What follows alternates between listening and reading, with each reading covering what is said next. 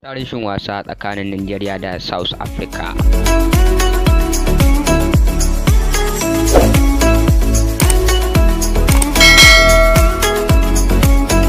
A wasannin da suka fafata, Nigeria tana da rinjayen nasara sama da South Africa. Sun fafata wasa a shekarar 2019 inda Nigeria ta sheke South Africa da ci 1. A shekara ta 2018 sun tahi can jaras kunne doki ci 1-1, inda a shekara ta 2017 South Africa ta sheke Nigeria da ci 2-1.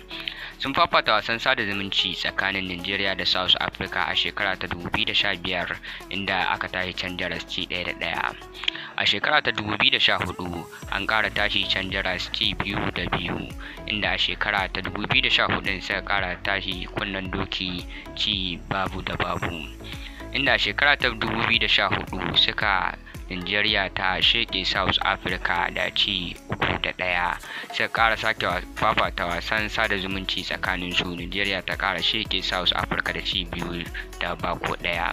A shekara ta 2018 Nigeria ta sheke South Africa da ci 1-1, inda a shekara ta 2018 din suka sake wasa na biyu, Nigeria ta sheke South Africa da ci 2-1.